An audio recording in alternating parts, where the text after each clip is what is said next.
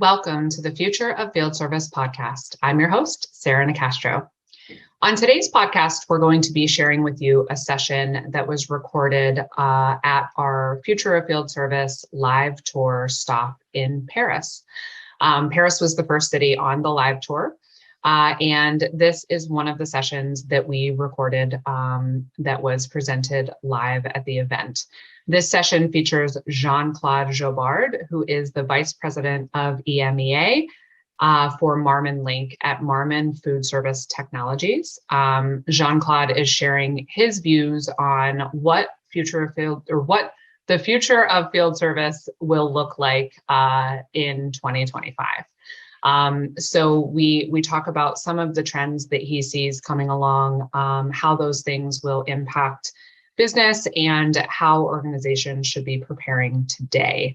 It's a great session. I hope you enjoy it and have a listen.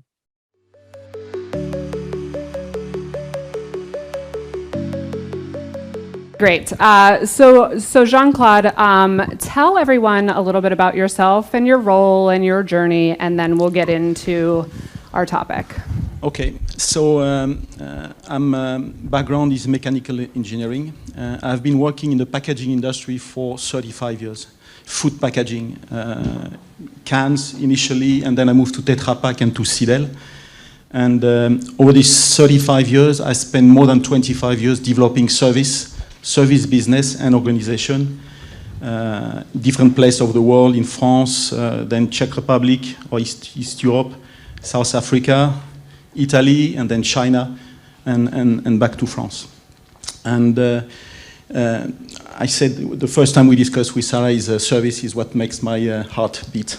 I'm really passionate about service and what we can do in terms of development for our customers, but also for the company we are supporting. Now, that was up to beginning of March. And the beginning of March, I've moved to a different company, Marmon Foodservice Technologies, that is not very well known. Well, actually, it's not known at all.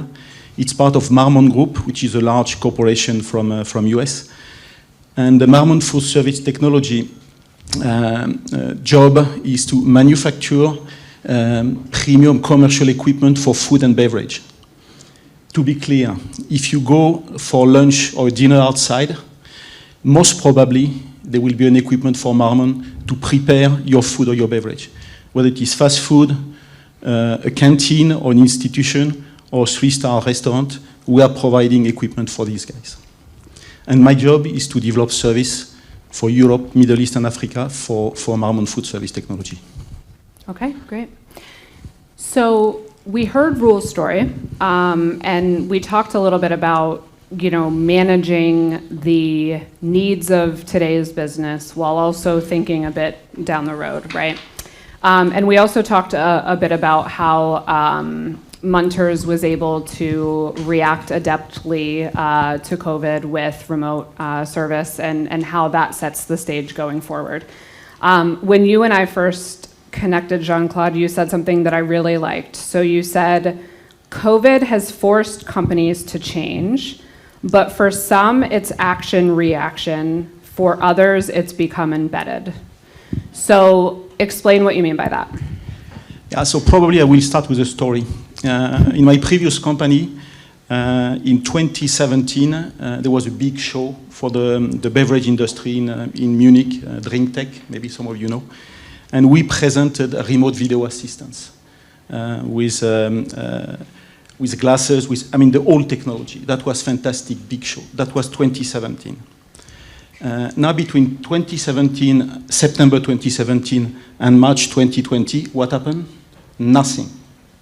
We used for the show, for the C-suite, maybe to show to the customers how good we can be using these glasses or this remote video assistant, but we did nothing, not a single dollar or euro we sell in services supported by remote video assistants. And then COVID. Guess what? From one day to another, everybody wanted remote video assistance. We all need it right now. And all this kind of connection, by the way, the problem of cybersecurity was not an issue anymore. We just need remote video assistance. And that was COVID.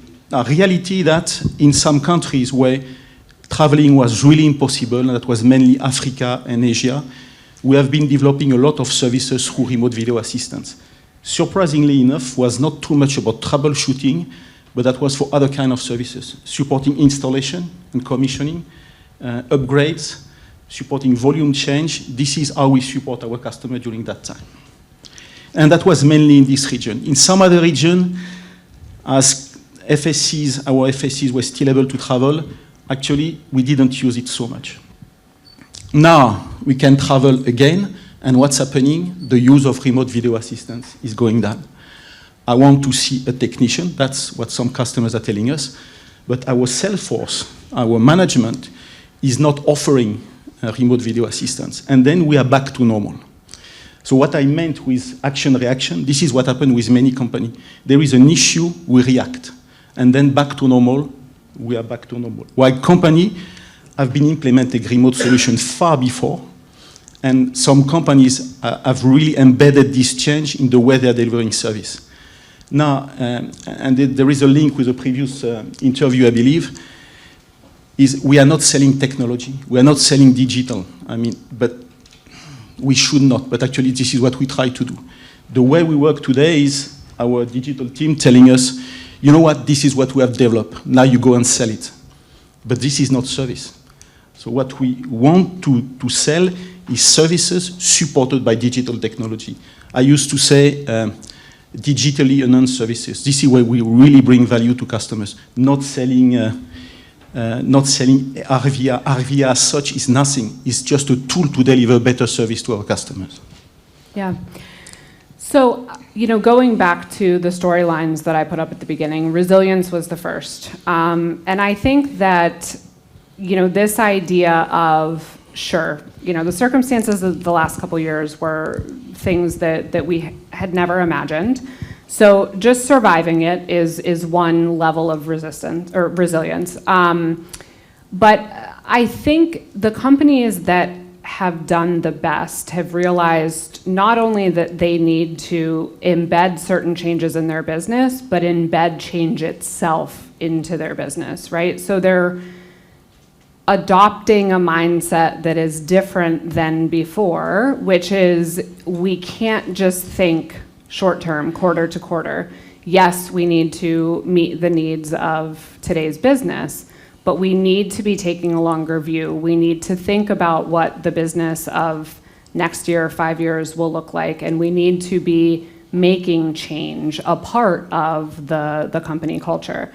When you think about organizations that are doing a good job of adapting, what sets them apart from those who struggle a bit more with that mindset? So I would say probably two key elements, and then I would add another one that is in a different category. But the first one for me is leadership. Leadership to set the vision. And I want to elaborate a bit more on that one. And the second is courage. Courage to implement the change.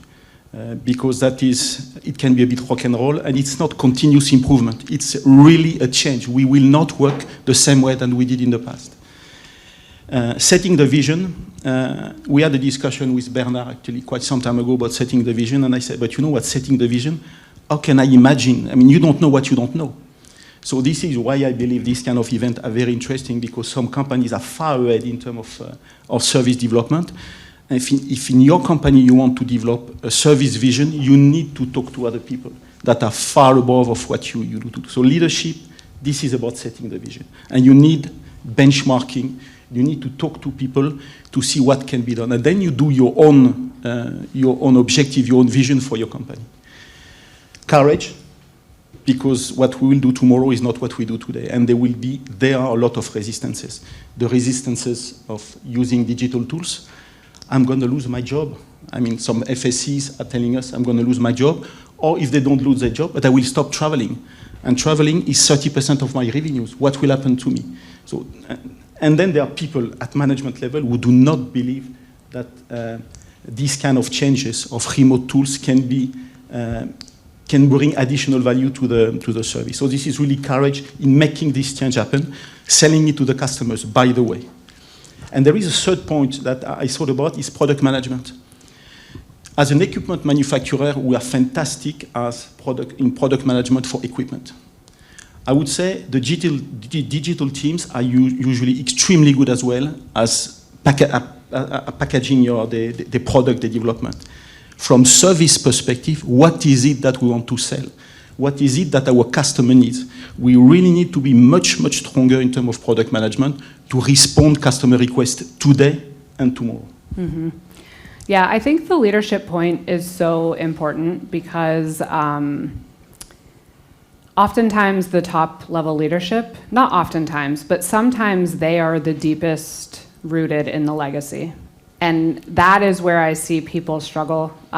People that are in service leadership roles that see the potential for this change, but they're, faced with leadership that doesn't share that vision, and that is a really difficult position to be in. One comment on that one. In many companies that have recognized that service can bring a lot, not only revenues, but margin is coming from service and only from service. You do not make any more money with equipment. Everybody is saying service first, service first, service first.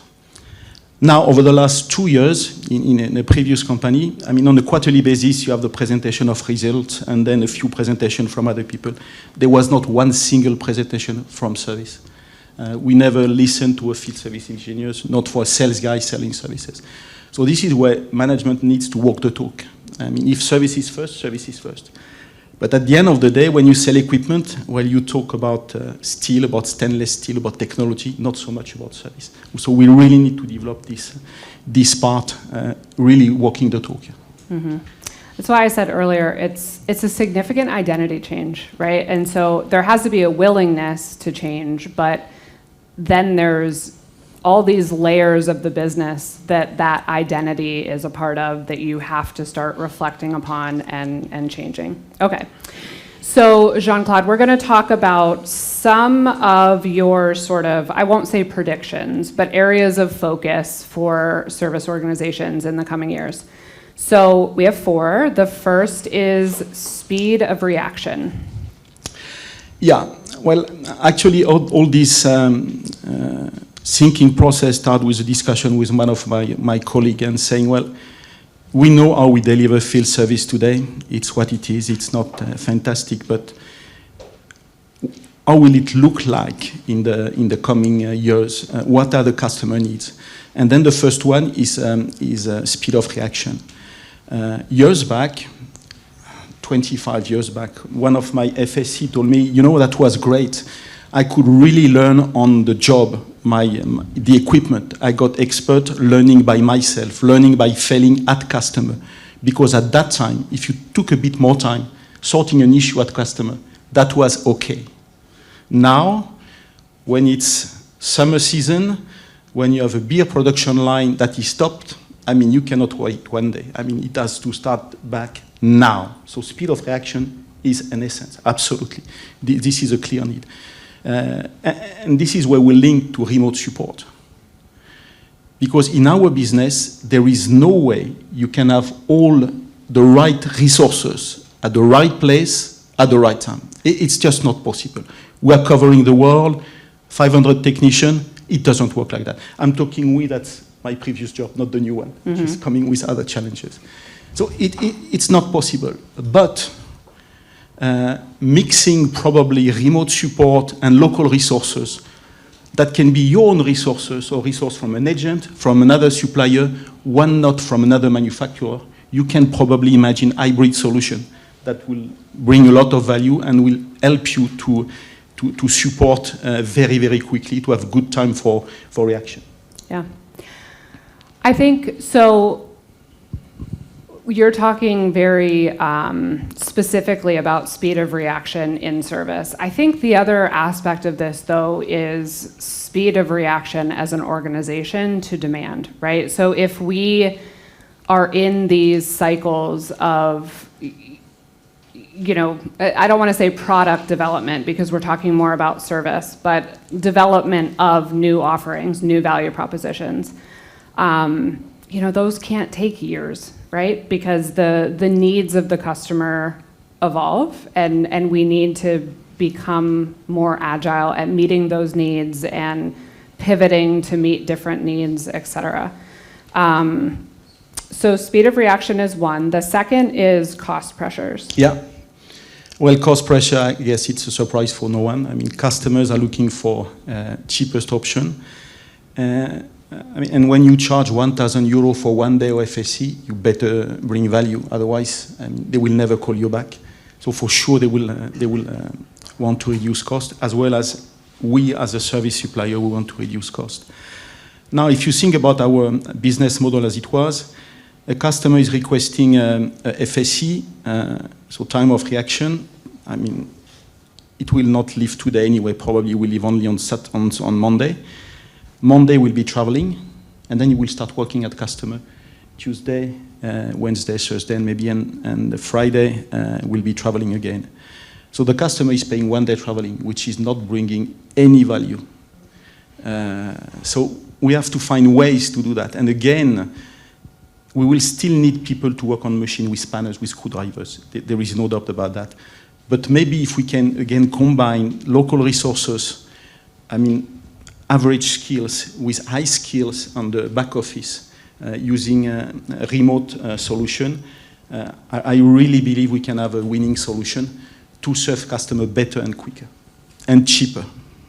Yeah, it's a good point. I mean, when we talked about Munter's use of remote service, we talked a lot about the customer-facing use of that technology, and there is a real value proposition to using remote assistance or remote tools to allow some of your experienced talent to maybe they're tired of traveling and they don't want to be on the road anymore, and maybe one of those older experienced technicians can work from home or work from an office and assist 5 green, newer technicians that are in the field. So it is, I think, part of the solution to how we navigate the talent challenge. Now, Jean Claude, so cost pressures have always been an issue.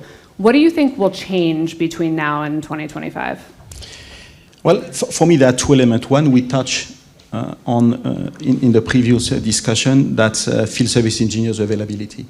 I mean, it's not very attracting as it is today. And if we start thinking about how will the future look like from field service perspective, the resource was a key element.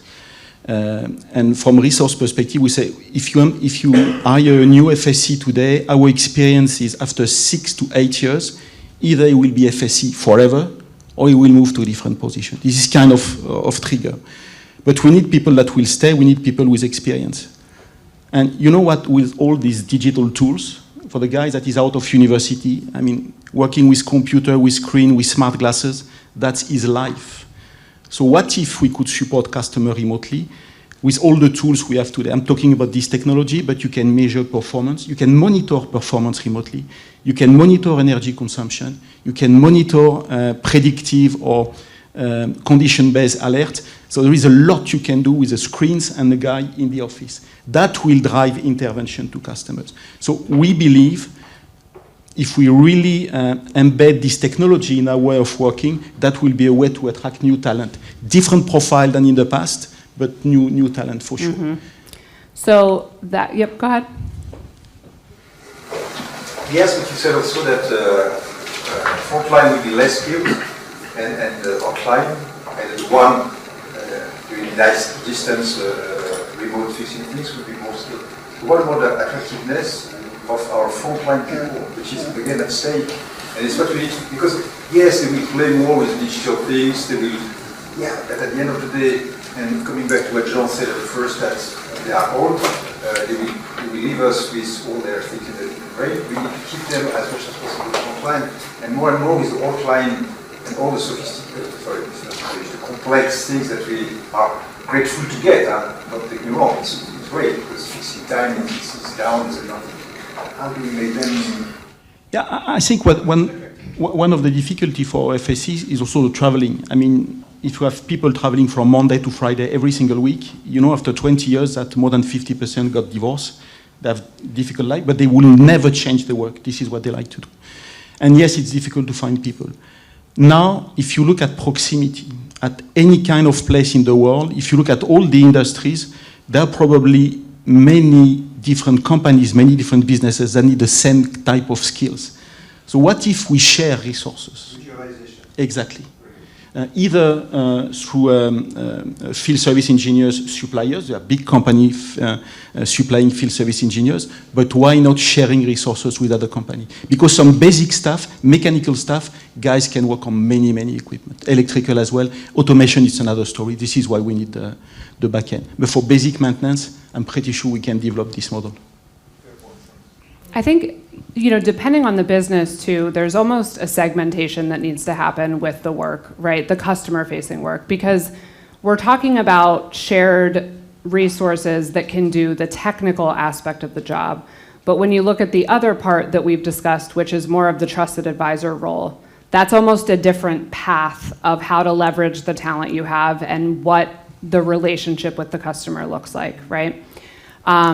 So the next generation of field service engineers, anything else to comment on there? So we're talking about potentially shared resources. What else? Yes, I think one more point is sustainability.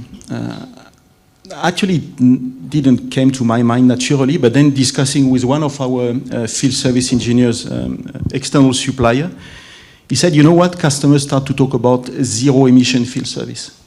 What does that mean, zero emission field service? And it means traveling, you forget it. I mean, because this is a key element. We have, I mean, we started a line in Japan now during the COVID period. In a normal, it was a new technology for this country. So in a normal way, what we would have done, we'd have probably taken 10, 15 field service engineers from Europe, flew them to Japan. Impossible. So what do? Remote support. Skills people, not with this technology, but we supported through remote tools during the installation, and it worked well. So, I mean, from sustainability perspective, not even talking about cost perspective, the impact was major. So we need to think about, I mean, all companies today have objectives regarding sustainability. One day or another, field service will come to it. So we have to start thinking about it. Already. Yeah. So, and when you talk field service engineers, traveling is a big part. So if we can avoid flying, well, you contribute to a better world for sure. Then you will have resistance from FSC because, I mean, going to some countries, it's quite nice actually. They love traveling for some of them. Someone asked earlier about as a service and migration to that model. And I did a podcast not too long ago with CARE from Singapore, and they've transitioned entirely to heating as a service. And it was a really interesting conversation talking about the ways that the as a service model helps sustainability. So all of the kind of intersections of how transitioning to that model helps sustainability initiatives for the company and for the customers. So it's a really interesting conversation. All right, so Jean Claude, you recently changed roles, as you mentioned, and it's different, and you were in your last role for quite some time. So what has struck you so far in terms of the differences or the similarities in, you know, what you're going to be tasked with? Well, first of all, similarities. We talk about efficiency from customer perspective, efficiency, availability, and total cost of ownership. This is the same, even so the players are completely different. What is very different is the level of maturity in terms of service. I mean, in the past, probably companies were doing 40 to 45% of the turnover on service. Here we are less than 10% probably. So the level of maturity is not the same. We are taking spare parts order rather than selling spare parts.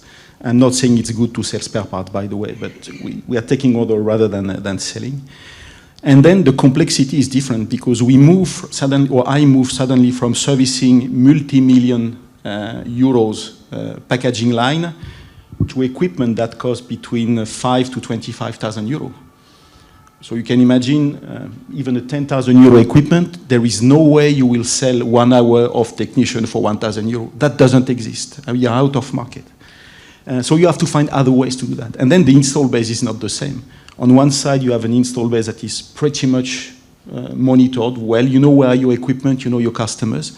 On the other side, you have hundreds of thousands of equipment in various places that you don't monitor very closely. So the challenge will be probably that one. Mm-hmm. So despite the differences, what lesson did you learn in your time in your former role that you think will help you most in your new role?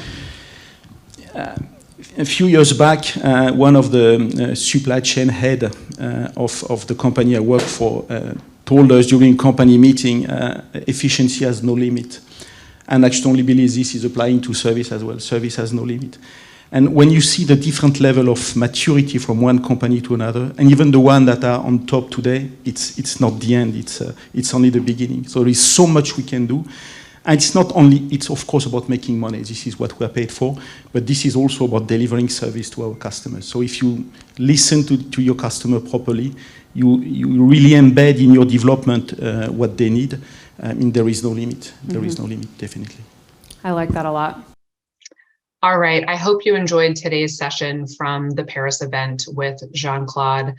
Jean Claude, thank you for joining me in Paris and for allowing me to share the session here on the podcast. Stay tuned because we will be sharing more of the sessions from the events over the coming weeks and months so that you can partake in some of the great discussions that happened while we were on tour. You can also find more by visiting us at futureoffieldservice.com. You can find us on LinkedIn as well as Twitter at @thefutureoffs. As always, the Future of Field Service podcast is published in partnership with IFS. You can learn more at ifs.com. Thank you for listening.